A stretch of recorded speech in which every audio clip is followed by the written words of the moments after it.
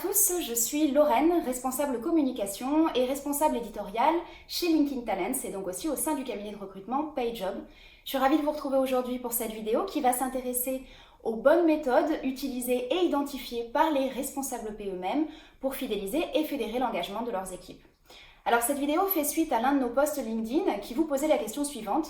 Responsable P, quelles sont vos recettes pour fidéliser et motiver vos collaborateurs ? Vous avez été nombreux à nous répondre, à nous faire part de vos avis, de vos conseils, et vos témoignages nous ont permis de mettre en évidence 5 tips qui permettent de fédérer l'engagement de vos équipes et de fidéliser vos collaborateurs. Voyons ensemble quelles sont ces 5 bonnes pratiques. Alors première bonne pratique, donner du sens aux actions quotidiennes. Parce qu'effectivement, donner du sens aux tâches quotidiennes qui sont parfois redondantes, c'est forcément l'une des clés qui va permettre de motiver vos collaborateurs sur le long terme. Donc en tant que responsable P, vous allez avoir à définir une stratégie propre à la fonction P, une vision globale et surtout à partager cette vision globale avec l'ensemble des membres de votre équipe. Donc en un mot, il s'agit finalement de fédérer, de mobiliser vos collaborateurs autour d'un objectif commun et puis surtout de finalement développer le fameux leadership dont on entend beaucoup parler. Alors effectivement, il ne s'agit pas d'une première bonne pratique propre au métier de la paix.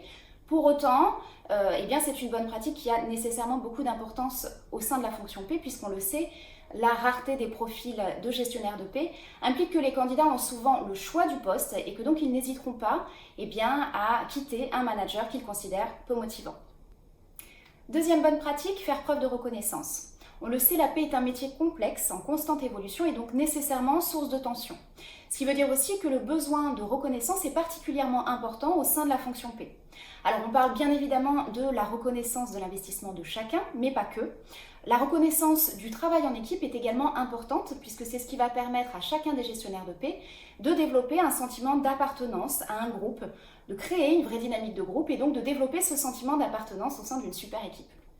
Alors, concrètement, ça va passer par exemple par la célébration de chaque nouvelle étape réalisée, la fin des DADS par exemple, ou bien de chaque nouvel objectif atteint avec l'ensemble de l'équipe P bien sûr.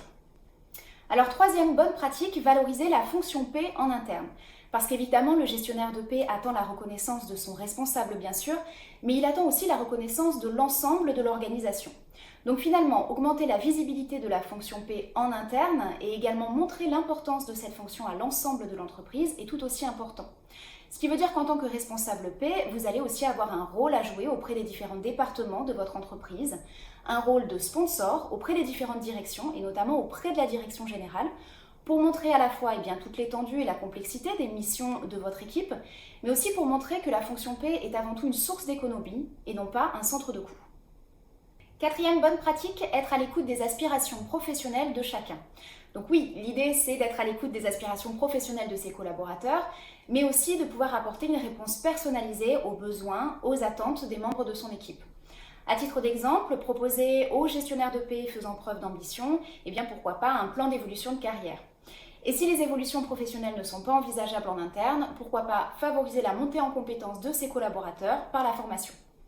Cinquième et dernière bonne pratique, casser la routine. Le métier de gestionnaire de paix peut être un métier très cadencé et donc parfois routinier.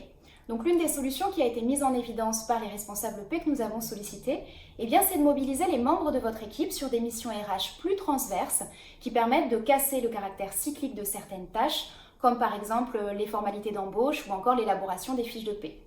Une autre solution intéressante est là encore la formation, puisqu'effectivement les temps de formation que vous allez accorder aux membres de votre équipe vont permettre de casser cette routine tout en les faisant monter en compétences. Voilà donc les 5 bonnes pratiques identifiées et utilisées par les responsables P eux-mêmes pour fédérer l'engagement de leurs équipes. N'hésitez pas à nous faire part de vos avis, de vos exemples, de vos conseils en commentaire. Je vous donne également rendez-vous sur le blog PageJob pour découvrir tous nos articles connexes. Également sur notre page formation pour découvrir nos programmes de formation en P, en ressources humaines et en droit du travail que vous pourriez être susceptibles de proposer aux membres de votre équipe. Quant à moi, je vous dis à très bientôt pour de nouvelles vidéos PageJob dans le blog des métiers de la paix.